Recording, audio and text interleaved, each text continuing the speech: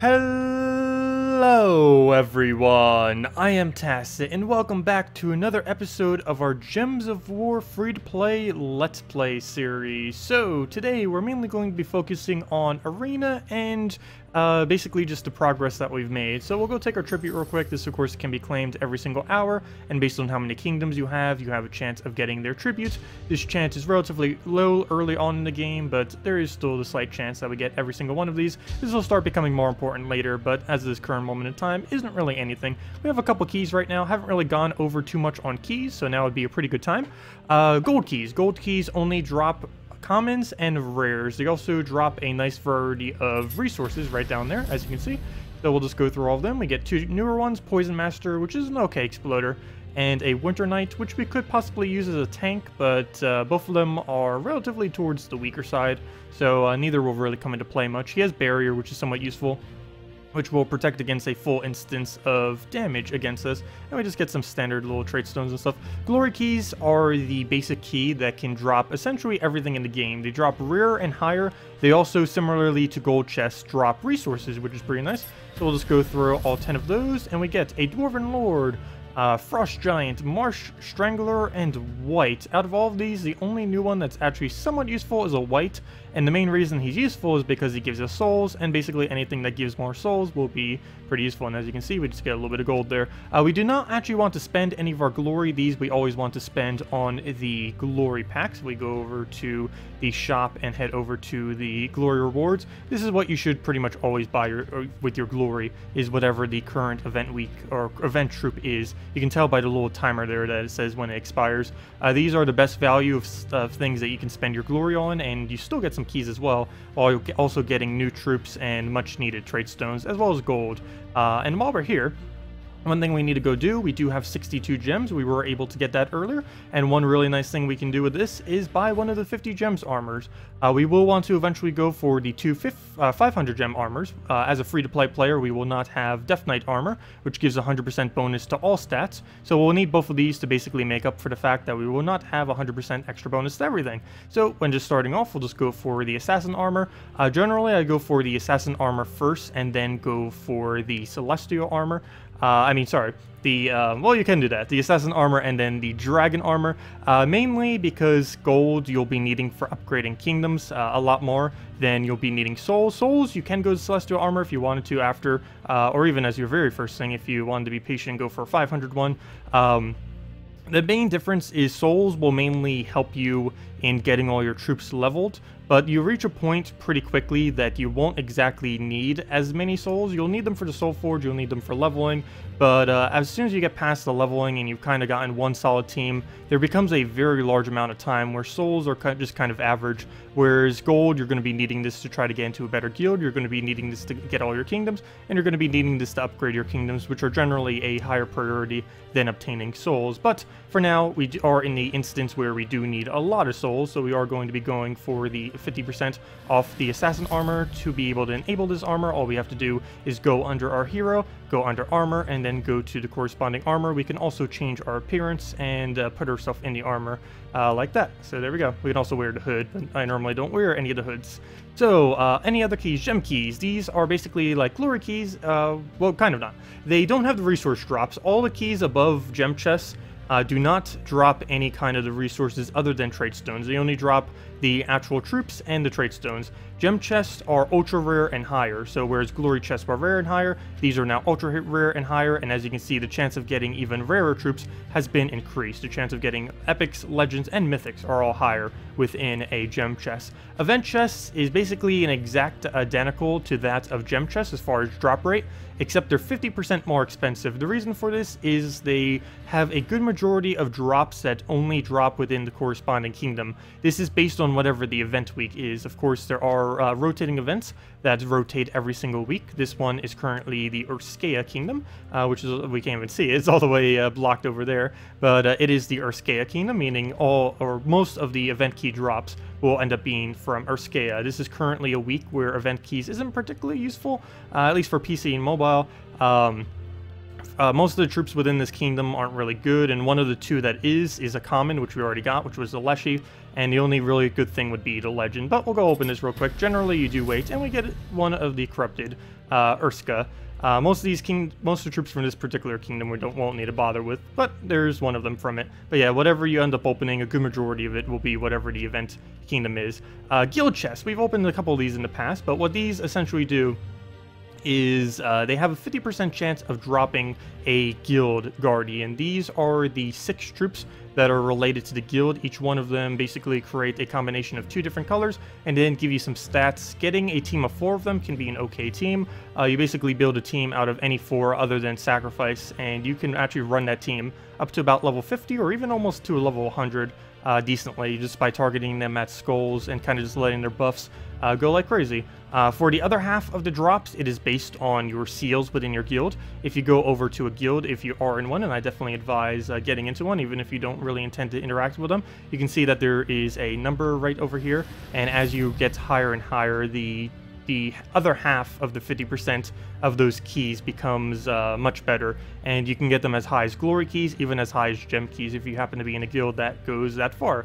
Obviously, we haven't even gotten into the 5,000 yet, so these are basically acting almost like slightly better versions of common keys, essentially, as this current moment in time. And the key that you see all the way over here, which we actually can't use, are VIP keys. These you pretty much won't need to worry about, and if you're free to play, you'll never need to worry about.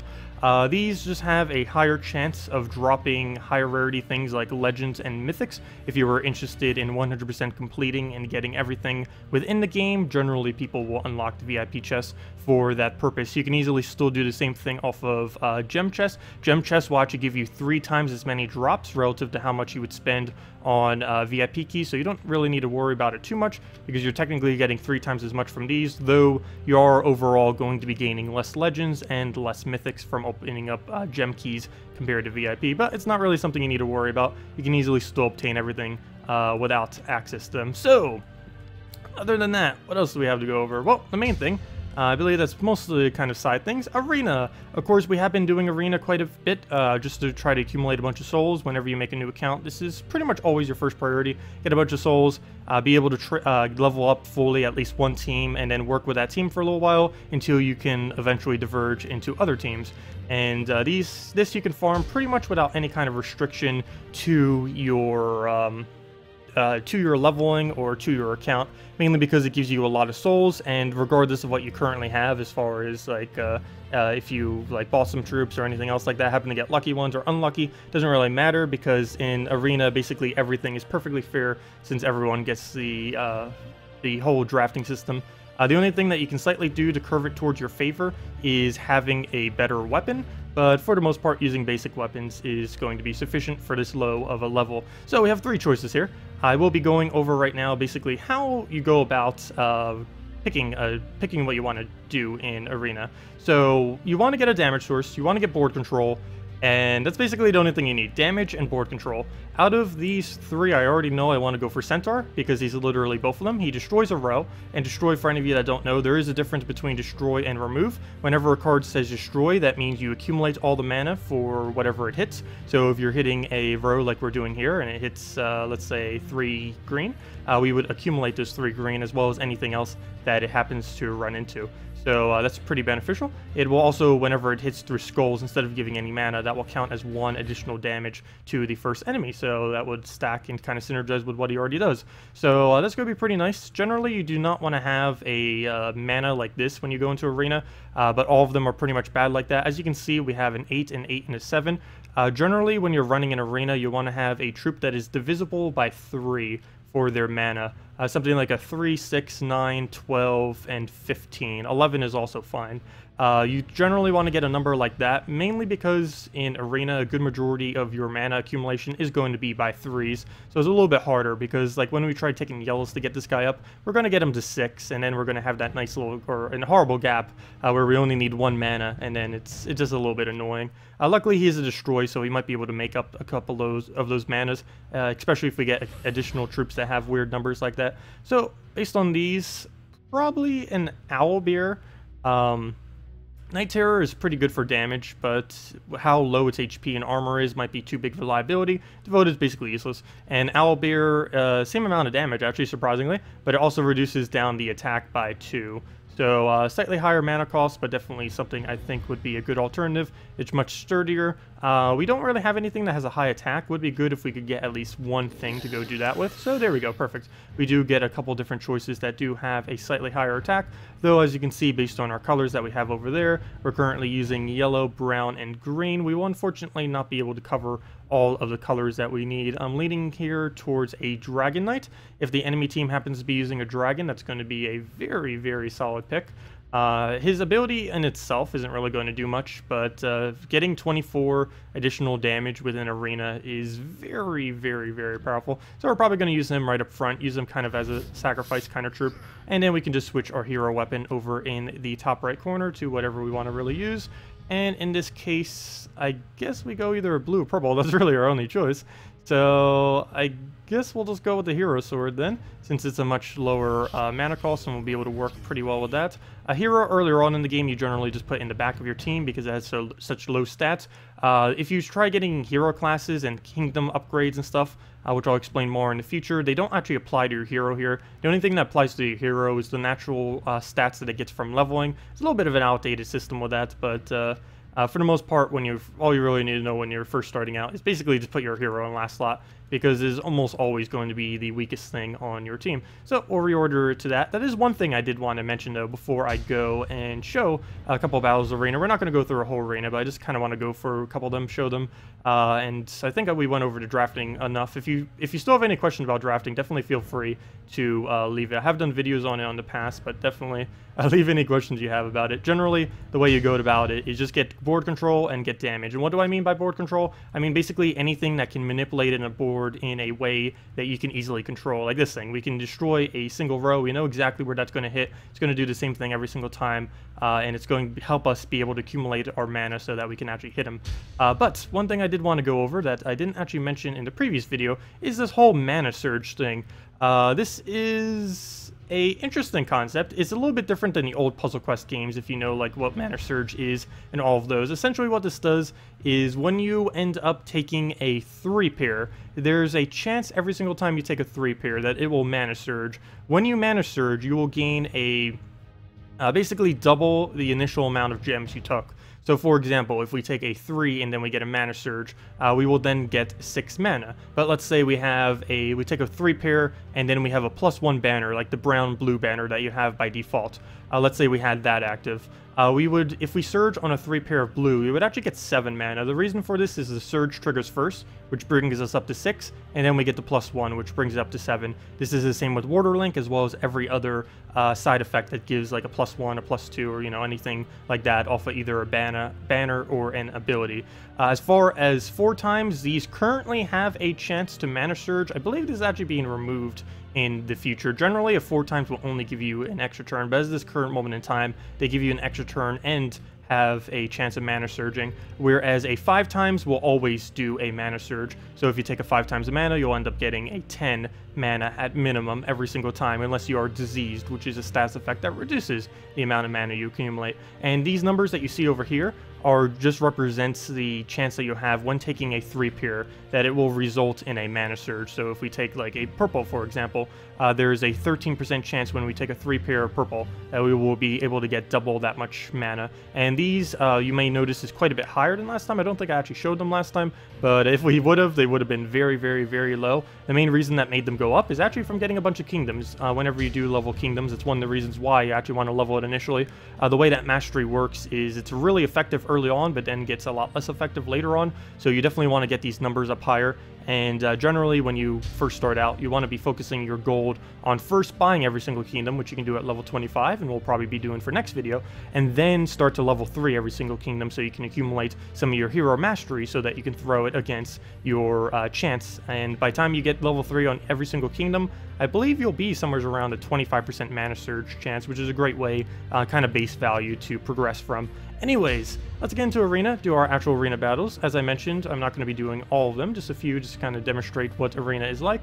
Most of you as newer players probably already know, but this is something I highly advise you guys doing, as it is the best way of gaining souls when you're first starting out on an account. You can put it up to hard if you feel like you got a really good draft that you know for sure you'll be able to dominate with, though do keep in mind, if you did want to get the 25% extra souls for doing this, which does actually count, you would have to beat all 8 of the battles, or every single battle, on this difficulty. If you switch it down to normal for even one battle, it will count every single one as normal, and you would not get the 25% extra bonus for that. We were getting like 1,500s earlier, and we'll still technically be able to through this standard draft, because now we have the whole extra armor that's going to be giving us 25% more, or 50% more, I should say, from the assassin armor, so that's going to help out a bit. So, right here, off the starting board, we do not use purple. It's the only color we actually don't use at all. I believe I'm going to go for the owlbear first. I kind of want to get him up, mainly because we will be able to reduce attack, which is useful since he won't be able to be as effective on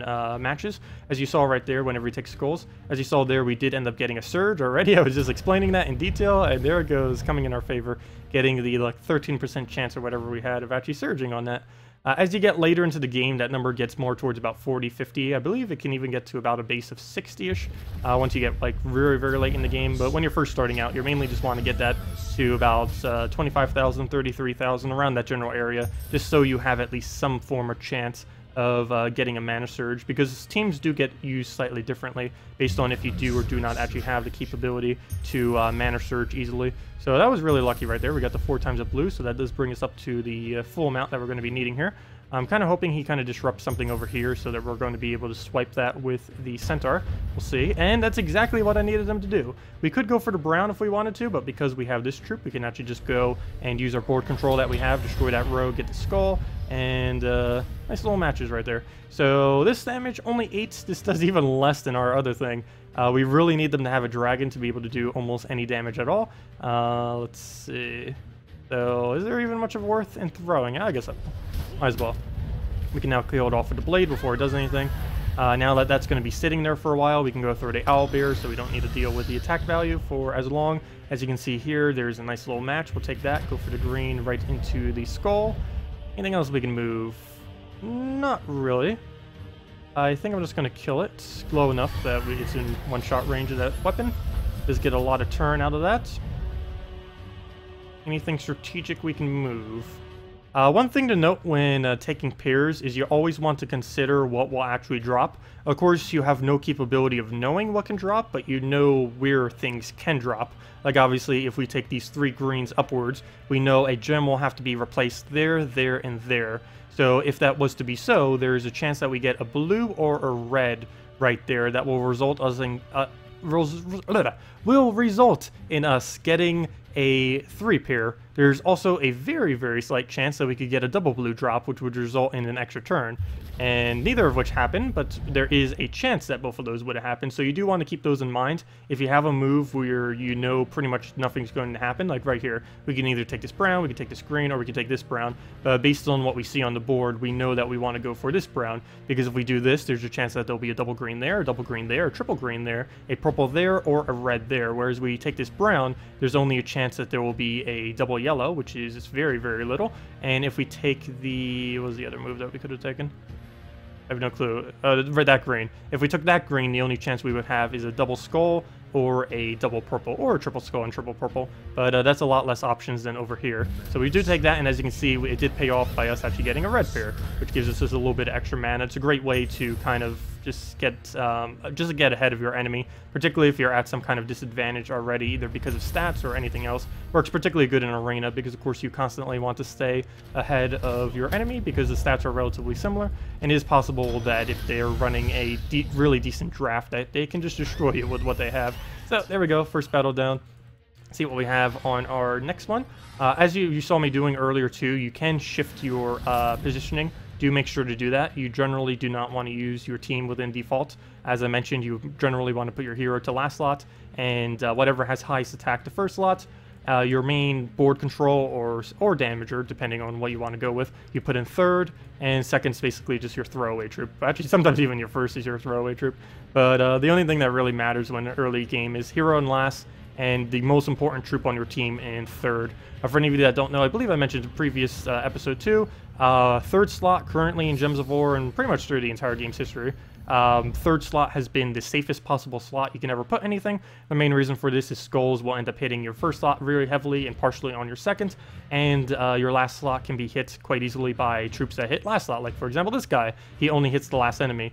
There are very few troops in the game that hit the last 2 enemy, so generally that is the safest place to go. There are very few exceptions to this. For example, if the enemy has a Kraken or if they have an assassin class. Early on in the game, you have to worry about neither of those, but in those 2 cases and probably very few other instances, your third slot isn't as safe. In those cases, I believe second slot would end up being slightly safer. But we can see there's 2 skull options, as I said earlier. Actually, you know what? Never mind. There's, we'll take that. I didn't see the extra cascade. So, wow, there we go. I was going to do the other thing and hope for one, but we were able to see that one completely on the board. If you see stuff on the board that you can drop into other stuff, definitely make sure to do it. Generally, when you're scouting out the board, you want to check for extra turns from the top, but then check for drops from the bottom. What I mean by drops or staircasing is basically, well, this is staircasing, when you take a blue and then it drops into one of those and then it drops into another one kind of thing. When you take basically like horizontal 3s into additional horizontal 3s. That's basically staircasing. But you do want to look for drops where you take one thing, it drops into another thing, then it drops into another thing. Sometimes you can visibly see anywhere from 1 to 3 of them. As you can see right here, here's a really obvious one where we just take the blue and then we get the green. But there are sometimes more complex ones that you can do. Definitely make sure to go for them, particularly if you can do it off an automatic extra turn like that one, where it's basically just free value for noticing it. So, no dragons still. That's unfortunate. I kind of want to keep doing this until we eventually find a dragon, just so we can destroy them with this. That'd be a great battle to end it on. So let's go try for a skull right there. We don't end up getting it. I guess we go for blue and hope it surges, I guess. There isn't too much to do on this board right now. We could throw this, but I kind of wanted to use it for a better purpose than just simply throwing out to the board. Really nice cascade right there, so that'll be helpful. Yeah, we'll go and destroy it with the little club. So we'll destroy it with the sword. That will knock out the last little bit of damage. He does have a sacrifice thing. He can actually kill himself for that, so let's see if he does. Let's take some blue. Get up to full mana, and he does indeed kill himself. Unfortunately, he did the 30% chance to summon an Aberrath, so that could be a little bit annoying. Very rarely will you actually see legends and stuff in Arena. Every single draft is only between a common, a rare, and an ultra rare, but of course any ability that naturally summons one will still be able to get it off onto the board. So that's a little unfortunate. I was kind of hoping he would just kill out one and then we could just go from there. Not quite the case. So we'll do that. Just get a little bit of damage. At this point I mainly just want to focus this down as quickly as possible. It does have a full heal on... Oh, I did not see that. It does have a full heal on whenever it takes a ability cast, so we want to just dispose of it before it does get that heal. Red we no longer use, but we can still try for that extra turn despite not being able to use the color. We'll go for that skull right there. And if I take that red, he'll just get the thing and skull us. I guess we just get a little bit of blue, swipe that to the side, get some yellow out of it too, which is really nice. There's still a glitch where brown blue banner is active within Arena. Generally, this is something that's not supposed to happen. It will most likely be fixed next patch. So if you're wondering, like, hey, how am I getting that extra little bit of blue and brown? That is something that is currently broken right now. So do keep that in mind if you are drafting as this current moment in time. There is a +1 brown-blue, so you can build around that if you want. This works particularly good with the hero sword, since there is a 4 mana cost on it. So that actually works pretty good with that. So let's get one more. Hopefully we'll get a dragon in here. I really want to get that one dragon, just absolutely destroy it. So it's going to be pretty funny if we can. No! Oh well. Okay, so what to move, what to move. We'll go just take a standard skull right here. Get a nice little poke on it. And... ooh. I want to take this blue, let him get distracted, and then take the green for free, though I don't think the value of that's going to be worth it. Oh, never mind. We'll just do that then. Sweet. And we get a skull off the top. Nope. Change of plan. We'll go take a skull. Also, something I didn't mention, I don't believe, which I just naturally do. There is an animation speed option. If you're wondering, like, why on earth is my game going so much quicker than yours? Animation speed, definitely turn that up to, like, 2 or 4. There's really no point in playing it on anything lower than that. And I know for sure I already mentioned this. Definitely click show spell and mana details. This shows the mana cost of every single troop in the corner. that one you definitely 100% want to use. So we'll just go throw a hero sword right there. The skull will be enough to kill it. This is why you end up putting a higher attack up front. Imagine if we were using our hero right now for only 5 damage each. That is so minuscule compared to this. Realistically, the highest attack you can have in Arena is 9 on a troop. I believe there is one troop that has like an 11 or 12. I believe it's 11. But generally, you would not end up drafting him. So realistically, I think there's about 10-ish troops that have 9 attack. So that's about as high as you can go. But generally, you do want to put an 8 or a 9 up front if you can happen to draft one. They tend to die a bit quicker, but they will give you a lot better value and speed up how long it takes for you to complete out Arena. For the most part, you don't really need to worry about your first slot surviving or not. It's mainly about speed when it comes to Arena, because the quicker you can run through the entirety of Arena, the more resources you will end up accumulating within an hour in time. So we'll just go throw down the hero sword there. What do we move? What do we move? Oh, I'll go for some red. He's just gonna go throw down the freeze. And what else? What else? Take the blue. That hero sword right up. Throw it down on him. He gets a little bit of brown right there. Can't really stop that. So we'll just take that. That gives us both our abilities. And we can pretty much just win from there. Throw down the 8. Can't do anything. Throw down the attack reduction. He gives us some free skulls, and down he goes. You know, at this point, we might as well just play through the whole Arena. Why not? Give the full experience of Arena. But yeah, Arena, definitely very high priority in early game. Souls, of course, are used, as I mentioned, to level up every single troop in the game. It's also used for Soul Forge stuff, which is basically just like the crafting system in this game. I really want to get a dragon already so we can just destroy it. Getting a little bit unlucky with that, but still be able to destroy him by alternative means. 8 damage isn't horrible, I guess. But, yeah, let's see. We'll throw the blade. Throw it right on him. Of course, everything in Arena defaults at a 15 level, so you don't actually need to worry about what you have. Everything automatically gets devalued down to level 15 with no traits. So regardless of what point you are in the game, perfectly fine, perfectly even. A red. Well, we'll go for that. Need to try getting some kind of damage that will close the gap. Taking some blues since he uses so many. Plus, I guess we could waste our turn with this. Do keep that in mind with very low mana costing casts. Oops, I accidentally gave him that. That's bad. I did not see that. But with very low mana costing casts, you can skip your turn with it. If you happen to see that the board is absolutely void of any possible option that seems viable, you can just skip your turn, particularly if you're noticing that the following turn is about to result into a shuffle of the board, because whenever there's no moves left, it'll shuffle itself, and that can give a lot of favor to your enemy if you're not careful. So right here you can see we have 2 options: take that skull, or the green. Obviously we'll want to go for the green because we'll drop into that skull, have a purple chance, and a few different chances for an extra turn. Fortunately we didn't get any. We got a lot of mana, but we didn't get to use any of it. Right there, hero sword, that down. Save the better cast for the one that actually gets to live, and then throw it at the one that lives. There's the Devoted that we didn't end up drafting. All it does is an armor buff to all allies, plus it gets to spawn some gems. Not really too useful, particularly in Arena, where its values are almost useless compared to how low they are relative to everything you'll be facing. So really no point in bothering with that. The 7 gem spawn tends to miss. Whenever you're looking for a troop that does gem spawning, you want to either look for a converter, or you want to look for something that does 8 or more gems to the board. Anything that does 7 or below generally will miss almost every single time. And of course, as I say that, it ends up hitting, but more often than not, they will miss, not hit. So they're more of a liability than a help to the team. Though I do have to say the armor value that it keeps doing is starting to become a little bit annoying, as we have to keep hitting through it constantly.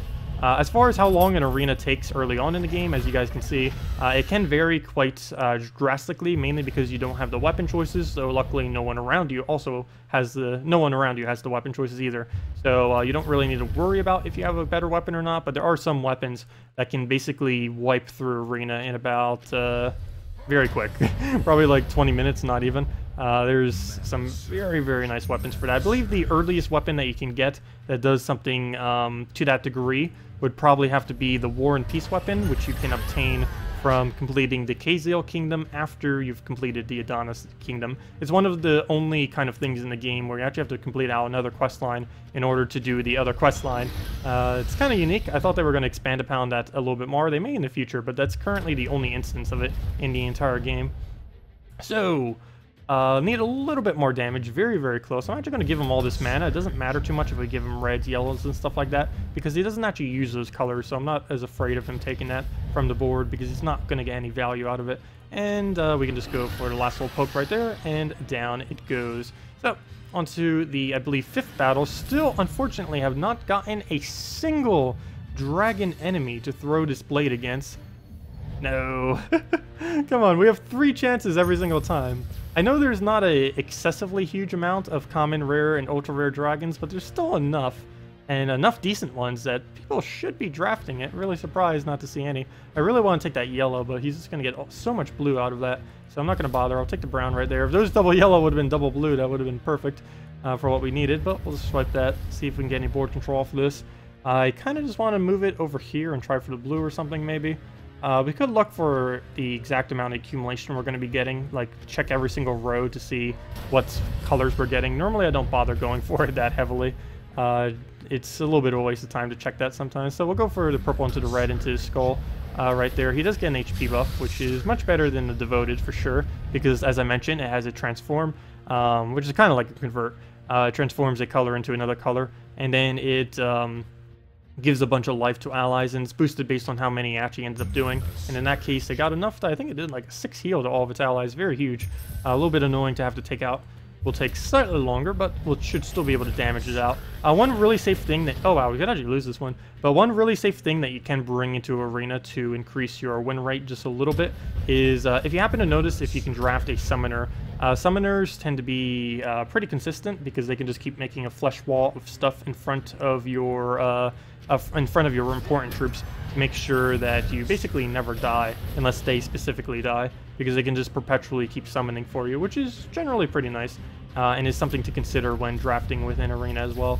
Normally I try going pure damage if I'm going for it on normal or hard difficulty. The main reason for this is it speeds up how long it takes to actually progress through it, and of course if you're going from a how many resources you accumulate per hour kind of thing for max efficiency, you would want to be killing them quicker rather than safer. Though in doing this method there, you will occasionally start losing slightly more. Might want to go with the safer things and play with summons until you get a little bit more of a handling of all the mechanics, and then kind of go from there. Because you can see even right now we're about to get destroyed, which is quite unfortunate. Want to get to final battles? Let us... Okay, still winnable. We have our hero. Let's see... Okay. Can our hero solo the rest? It's a lot of HP to break through. But he doesn't have any direct damage against us. If we make sure he never takes skulls, he's basically useless. There isn't a single other thing he can really do. I do have to watch out for the brown to red convert, so keep an eye on that on the board to make sure he doesn't get any alignment, because that's what he ends up converting. Unfortunately, we don't actually use that color. Luckily, he's not converting out blue. If he did, we pretty much just lose. Let's... want to play this safe, so we'll just move that over. Get some of the stuff we don't really need. He'll get an Alchemist, so yep, he's going to get so many skulls off the Alchemist. Even though he doesn't directly get any skulls from it, he's going to be moving the board in a way that's going to be helping him a lot. Converting troops like him are the absolute strongest really in the game right now. Mainly because, particularly in Arena, because they have such versatility in how much mana they can accumulate, as well as how much they can control the board in their favor. But if we can kill out the Alchemist, we would have a pretty good chance thereafter, because all it will really have is one single converter. The only problem is we might not make it that far if we can't get the last little bit of damage we need to take it out. So that is quite high possibility. It's down to only 10 HP. 1 cast plus 1 skull will be enough. Perfect, there's our 1 skull, and then we'll have our 1 cast. He's probably going to get the rest of his mana, but as long as he doesn't cascade it, we'll be fine. So perfect, he does not cascade it. We can then throw down our hero weapon, and now we just need to survive somehow. So obviously it is a really huge HP disparity, but we should be able to hopefully outplay the AI on the board. Main thing we need to be focusing for, of course, are blues and denial of green and blue off of him. So in us taking blues is kind of nice, because that will also end up denying it. One less thing we'll have to worry about. And of course, the main objective we'll also want to have is obtaining as many skulls as we can, while also making sure the AI does not get any skulls. So there it goes, it gives us a free skull. Unfortunately, there isn't any blue we can take for free, but definitely want to take the skull. We can only get hit by 2 before we end up getting killed. We do have to watch out for brown to red converts. It looks like there's one right there. Ideally, we'd want to find a way to try to drop it, and there isn't a safe way to do it. Our only possible chance is... Ooh... actually a really bad board. Is that really the only move on the board? That awkward moment when you'd want to save your ability and go for it. There's this other yellow here too, but both of them are basically a trap. Because if I take this one, it goes down by 1, 2, 3. Boom, he gets a 3 pair right there. If I take this other one, 1, 2, 3. The other one's right there. Boom, he gets a skull over there as well. So I think I'm actually going to go for this one. He does have a really high chance at this point that he'll kill us. But at least with that one, it takes off the convert that he has. Or the transform, I mean. He will not have brown to red alignment anymore, so that will help us slightly. So we'll grab that extra turn right there. That will give us a skull that we can then go throw on it, which we kind of have to. It does not have alignment, so it's pretty useful. Probably should have taken that in a way that didn't take blue, because we could actually use that later by keeping it on the board. But then again, so could he, so maybe that was an okay move. Let's move that over, move that over. Ooh. Running to that same spot again, where it might end up just getting a shuffle that will end up killing us. So we'll take this blue. There is a chance that we'll get a skull right there, get the mana we need. Nope, didn't get it. Good luckily he didn't either. Very, very close. Come on. He is probably going to win at this point, though. So it does give us another skull. Or I could take the extra turn. There really is no point in taking that extra turn, though. It looks like it's going to get a convert up there. I'm just going to have to let it happen. Okay, good. It did not get an extra turn, but it does give us the mana. And that is enough to go for the kill right there. Well, we barely hanged on, but yes, we were able to get that final blow right at the end there. Very, very nice. Well, 3 more battles. Might as well go through them. That was actually a pretty interesting one for once. Arena is, of course, as balanced as you can really get for the most part within this game. So you can see some really, really odd battles. Even if you're a decent player and know what you're doing, some battles can get very, very, very, very close like that. Safest way, as I mentioned, to get around that is just put a summoner on your team. Don't put double summon, because double summon's normally way too slow, but a single summon will help keep your team stable and not die, because you can just keep using your summoning walls. Like, for example, actually he doesn't have one, but generally most drafts will end up running one, as it's one of the safest things you can really do early on in the game to make sure you constantly win Arena. So right here, we can see we kind of need that brown, but he's just going to get a skull out of it. Since we have 2 casts that we can cast, I'm going to just throw away my ability right here, basically skip my turn in order for us to be able to take that skull right there. So we'll do just that. It's one of the main strategies that you end up doing with the Hero Sword, and basically anything that has a 6 or lower mana cost, you tend to use it on your team, not specifically for the ability itself, but mainly just to pass turns, so you can strategically skip your turn. It may seem like weird that skipping your turn might actually be a beneficial thing, but in Gems of War there are instances where skipping your turn is better than actually taking your turn, because when the board gets more congested and there are fewer and fewer moves, those moves are more likely to be negative towards you. And if you can give that to the enemy instead of taking it yourself by just casting an ability that passes your turn, essentially, that can be quite beneficial. And what negative effect you would have received, you can instead make the AI give to you as a benefit.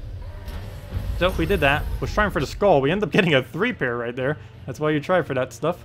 Well, let's just take a little bit of mana right there. Could we have taken that red? I think I'm not even doing my own hints. I could have taken that red right there and dropped it in. I didn't really need that red, though. We already had the full mana. So I guess that didn't matter as much.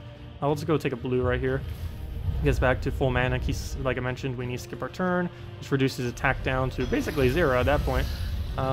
This thing, I guess we'll throw it. Why not? Let's take the yellow first, though. We didn't surge, so it didn't go to full mana. He gets a random skull. A little lucky right there, but we'll just throw this down. I believe he gets a barrier for himself. Yes, he does. Barrier, as I mentioned earlier, does protect against 1 instance of damage. So, for example, we'll throw 6 at him. That should have killed, but he has barrier, so it does 0. He has a silence. This did get buffed recently, but I believe all of its buff was mainly on traits, so that should be irrelevant to Arena. Though his damage might be higher. I don't recall him having 12 damage, though. That might have already been like that. I don't normally draft that one, because in the past it has been pretty useless. But it can get that silence off. Of course, for any of you that don't know what silence is, for the duration of the silence, you will not be able to cast anything. That troop also will not be able to accumulate any mana. So it can't accumulate mana, and it can't cast its ability. So it's basically disabled on essentially everything other than its skulls for the duration of that silence. But then it will come back after. So I do want to take these blues. Unfortunately, either way I take them, he either gets a skull or he gets a huge amount of purple. I guess it doesn't matter too much if we give him a huge amount of purple, so I guess I am going to give that to him. Of course, giving him 5 times purple, giving him 10 purple mana generally is a bad idea to do to your enemy. But in that case, when he doesn't actually use it, it doesn't matter at all. Right here, I guess we'll just take the brown. No risk in that. Anything else? Some green. Slight chance we'll get a skull, and yes, he does actually get that skull, unfortunately. It'll happen. I really just want to get this down so we can go and not only kill him, but also give us a chance to start accumulating blue again. Of course, if you end up accumulating all of your mana and then you don't have anywhere to go put all of your mana, well, you're kind of out of luck as far as what you're going to do with it. So right here, we'll try for a skull. Do we get it? No, we do not. And we'll try for the skull off the top. That should be enough to kill, or pretty close. Yeah, that would have been enough, exactly enough to kill. That would have been pretty nice. We would have gotten that skull right there. But all we have to do now is basically just bait it into giving us another one. So we'll do that. Throw down a little bit of damage. And he took the other move I was eyeing. Try that. Nope, no skull. And he gets a skull out of it, but he gives us a skull by getting that skull. And down he goes. Looks like we're on track for a perfect arena run, which is pretty nice. 2 more, and it will go down. We're not going to get that 25% for doing your own hard mode, but we are going to get the 50% from being able to use our new armor that we just ended up purchasing. So, off the top, nothing else we need to do there. Brown, don't really need either. Well, you know what? Actually, we could go for the brown. Maybe get a skull right there. We do end up missing. Let's go for that little skull poke then. This will throw... I'm just going to take a blue, actually. Okay. Still not much for us to do, really, anywheres. So, in that case, actually, we could take a green. Or I skip a turn. Let me take some of the good moves before they go away. And then use these for when we just need to actually skip our moves. So here's Crude Club, which is basically the red version of the Hero Sword. We can go and I guess just throw this down now because he's going to skip his turn. We're going to skip ours. It's just going to be a skip into another skip. So we'll go kill it out. And he'll give us that nice little skull right there. Unfortunately, it will give him yellow. So much so, I almost don't even want to take that. Giving him yellow is pretty bad. He's using one of the safer things that are capable to draft within an arena. It is the Sacred Guardian. It gains 8 armor and deals 8 damage. So it's getting about 16 value. It gets some really, really, really good value for arena. And it basically outvalues almost everything. So you can have some matches where you literally just lose to one Sacred Guardian. Your entire team can just fall to it, particularly when you don't have a summon. You sometimes just can't get enough damage to out-damage it. I think we'll be fine this time around, but do be wary of that. That can happen. There are some summoners that can cause a similar kind of battle to occur as well. But this is probably one of the most notorious ones for basically deadlocking a battle where you'll just end up losing to its constant fatigue. The easiest way is, of course, is to constantly deny out mana every single turn and just keep passing on ways that will end up being able to deny it even more. So we'll take the brown right there, of course. Any kind of turn that we can ever remove brown or yellow from this board, we will want to do. So right there, of course, yellow, if we can end up getting it. There again, yellow. Probably going to go for the brown instead. I believe we need that just a little bit more because that will cap out our 1 mana, plus it will bleed into the following troop as well. So we'll go for that little bit of brown. We get a blue cascade off it, so that's pretty nice. That will be enough damage to kill out this other troop, leaving it with only 1, just in case he randomly gets a skull and does something weird. We will cast that one first, just so we can throw into our other cast right there. So from this point, it's pretty much dead on our first slot, and yep, it does do the final low blow. So now we're down to only 3. Now, we do have much more mana that we can take, that we can actually use compared to this thing, so we should be perfectly fine this battle. Sometimes if you don't have enough options, you can just get destroyed out that way. If you only had like 2 options right now, you could easily lose despite the fact that it will be able to outvalue you. Right here, I guess we will have to go for a skull. I do want to get its attack reduced just so we can let these skulls distract, and basically it will get no value out of it. It'll take a green, it'll take a purple, it'll take a yellow, get a little bit of everything there. Right now we'll want to double check to make sure that if it can take brown or yellow. It appears to be a no on that. So we'll just throw the damage. This will also give the side effect, of course, of lowering its attack by 2. So if it happens to get a skull, or if we have to pass our turn in order to kind of give it a skull, we will now get the benefit of it not being able to do as much damage when it does that.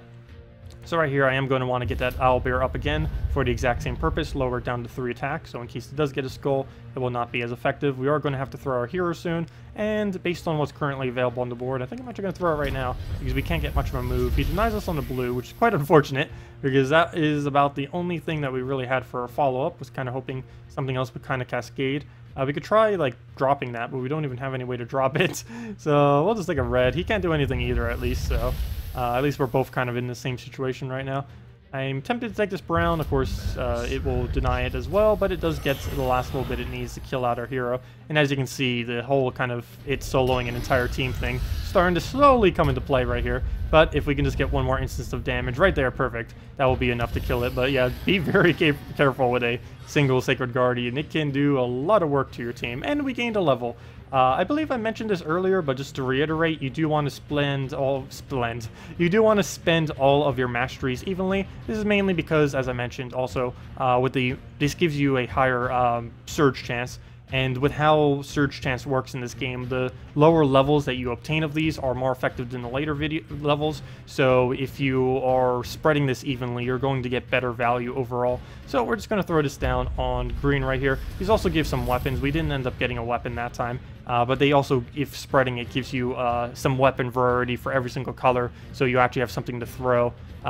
Depending on what your draft is. So that's another factor too that you kind of need for Arena, spreading it evenly so you have all these hero weapons, because you might notice I have several different weapons over here spread among every single color. That was because we ended up going for a spread in our mastery in order to obtain all these, just so that we have options in case we needed like a blue weapon for whatever reason, boom, or brown, boom, we can put it in there, or whatever color we need, we can just slot it in to get what we need. So, final battle. This will result in us finally getting the souls that we've been needing, which we'll be able to allocate into whatever troops we might want to put that in.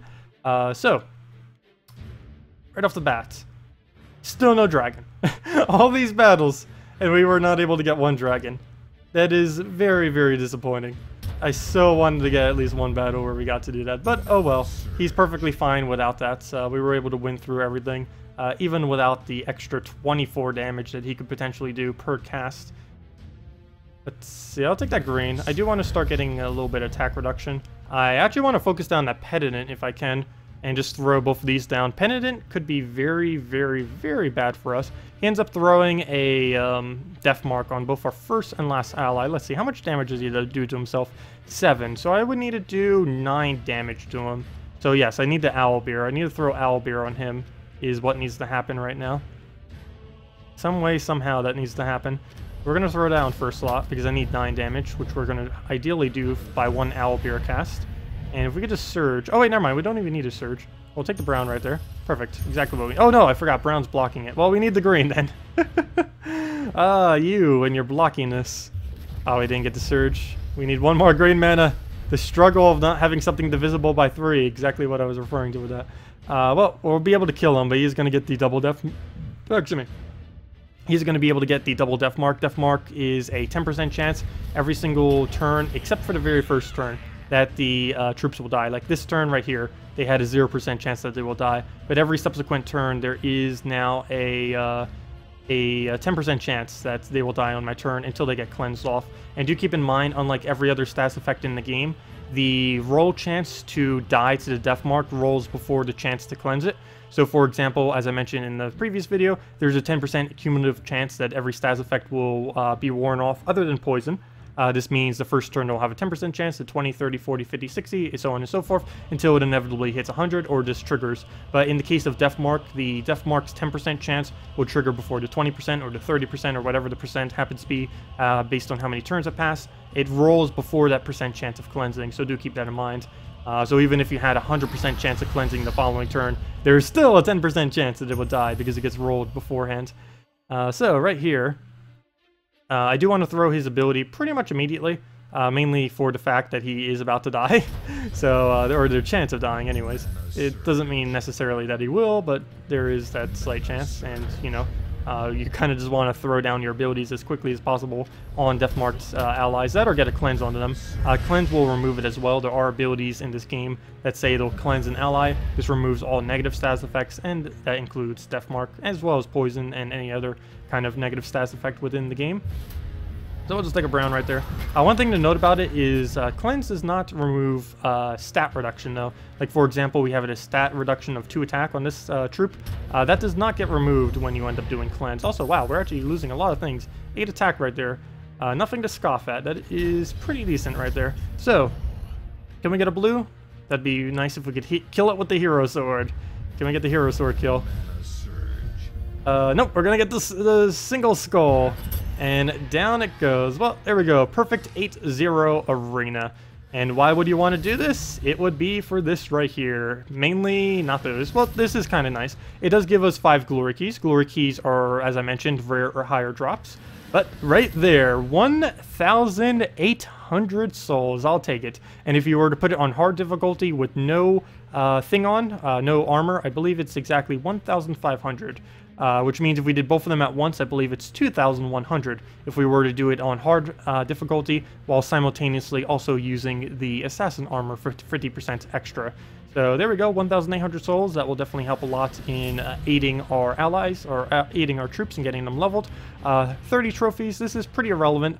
This mainly just gives you a higher like daily bonus thing for your guild and helps your guild just go up a little bit. For the most part, trophies are completely irrelevant, and a little bit of gold. Pretty trivial amount. This is a really outdated part of the game. You don't ever need to buy these with gems. They really need to do something about this because it is ultra outdated and definitely not worth ever clicking those buttons. I believe you just get them at level like 10 or 15, I forget exactly. Whatever it is, it's not worth it as this current moment in time. So let's just open our keys, see if we get anything useful. Night Terror, we actually had the choice of drafting that. It's pretty useless, don't ever need to use it. There isn't any context that you can use it. Frostling is a really weird troop that you do need to get traits on. I'll be going over traits more in the future, but it has the potential of doing 8 times skull damage. It's one of the few troops in the game that can hit 8 times skull damage, and it's the most consistent one out of anything currently in the game that can do it. It's very rarely used, but it's pretty funny. Trying to do a setup for it. Maybe we'll have to do something for it later. It's pretty funny troop to mess around with. Let's see if we get anything good off of Glory Key. Gold, as I mentioned, you can get resources from Glory Keys. Miststalker's good. I believe we already had one, though. Trait Stone. Oh, Warlock. There is a soul farming team that we will eventually need that uses 3 Warlocks, though I believe we'll have way more than 3 by the time we can actually end up using it. And a Herdmaster. Out of all that, Herdmaster is definitely the best. Actually, both of these are noteworthy to mention. Actually, all 3 of them. Miststalker we already went over. It does true damage to an enemy. It then poisons them, and then it has a chance, or if it gets a kill, it will get 3 additional magic. This is one of the strongest early game troops actually in the game, aside from Dragon Soul and a few others, mainly because poison is stronger early on because HP values are shorter or smaller. True damage is stronger because same reason, HP values are small. Gaining 3 magic that is purely true damage is really decent, particularly early on in the game. And aside from all that, it's just really good value overall, and it gets all 3 of its traits actually gets to utilize. So even once you go into mid game, you can still use it. Late game, you kind of don't. But this will last you at least till like level 300 or so pretty easily, maybe even a bit further. Warlock. He, on his own, is a relatively dull troop, but he is used with a Valkyrie triple Warlock team, which is the best soul farming team you can do basically without having any mythics. You do need to make sure that he gets up to, I believe you need 18 damage, which as a newer player just starting up is kind of impossible, but that is something we'll need to look forward to in a later time, because that team can do over 20,000 per hour. No clue how long this video has been going so far, but as you can see, a good majority of this video has been spent getting about like 2,000 souls. We got 1,800 plus the ones from the battle, so imagine 10 times that in 1 hour by using a team with Warlock. It is possible. We'll be going over that in the future, but currently we're nowhere near that. Herdmaster is very noteworthy, though, and is probably something I might even put in my team. Herdmaster is particularly good in Guild Wars, as well as just a mana generator before you have something like Urgoltha or some of the better options. A Herdmaster's biggest benefit is the fact that he can cleanse all allies while also exploding. He's the only exploder, I believe, in the game at this current moment that has a full cleanse. There's Gurgoltha, but he only has a self-cleanse. This can cleanse every single ally on your team, including himself, and as I mentioned, that gets rid of any negative status effects. And if you're up against status effect spam teams, like freeze teams, poison teams, anything like that, you can easily get rid of those and not have to deal with them while simultaneously accumulating a lot of mana. The amount of explosions he does is scaled on his magic, and you can get pretty much every single yellow on the board exploded by using him. So anyways, that is arena, that is everything. Let me go do, if we're going this far into the battle or into the stream, we might as well do one more arena draft and kind of go over that and then end the stream right there. We're not going to do the battle, of course, but let's go get a draft. Okay, so it appears we have 3 horrifically bad drafts. Whenever this happens, you can just repick entirely if you wanted to, or you can go by some kind of alternative mean, and we can see Quasit has a 7. We could maybe try using him to try to get a as a kind of like throwaway frontline troop. All 3 of these are bad, mainly because Bombbots, as soon as he takes damage, he's going to be useless, and he just kills himself. Quasit's going to be bad because he's way too random, and basically Bow Strider for the same reason, being too random. So we will go for the closet in this single instance. Paladin has the same problem that a Bombot does, but it doesn't actually kill itself, so we'll probably go with a Paladin here. He can hit up to 14s, which is pretty high, though he goes all the way down to 4. But if we can get an armor buffer of some kind, that would be pretty decent with it. And I guess for the sake of covering the last colors, actually there isn't anything that can cover the last colors. Wisp is pretty decent. We could go for a 9 attack value if we truly wanted to.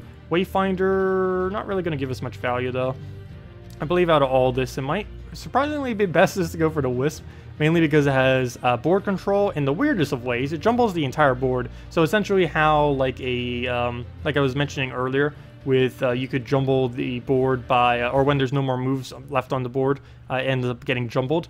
This troop can automatically do that, even if the board has plenty of moves on it. It also has Dispel, so we can get rid of any positive stats effects like Shield and stuff like that. And it also does a Charm, which does the troop's attack value to above and below of whatever enemy hits. So if they have 5 attack, it'll do 5 attack to the above and below troops. So we could go with something like this, use Quasi as a meat shield, put that there, put Paladin in our safest slot, and run it like that. Or if we truly didn't like this team, what we can actually do is click the retire button. Before you do want to set it on the highest difficulty you can currently do, just because this gives you a little bit more gold back when you click the retire button. But you click the retire, did it even give us any bonus? But still, just click the retire button, and then you can go back into the draft. It will cost you a bit because it costs you like 1,000 to enter, and we just only got 100 back. But it's better if you get like a really bad draft, just to save time by trying to get yourself a better draft. But anyways, that's everything with Arena and everything I kind of want to cover in this video. If you still have any other questions, feel free to leave it in the comment section below. In the next episode, we are going to be going and unlocking every single kingdom in the game and working towards getting to the Soul Forge as well as the Drifting Sands place to go into dungeons. And one last thing I think I forgot to mention are all of these things. But wait, there's one last thing. I did want to go over this real quick. So, every single week at the end of the week, you'll get a couple things that occur with your guild. One of these is any uncollected gold or seals will automatically be collected, so you don't even need to worry about that. If you do put gold into a task, do keep in mind it gets split between all allies. So for example, within the guild, let's say you put 5,000 gold into a task and it doesn't get completed by the end of the week. That 5,000 gold will then be distributed to everyone in the guild. So, weekly reward, this is for the top 1,000 in PvP. Basically, if you just play one PvP battle, you automatically get that little reward. Next one, daily reward, this is for logging in.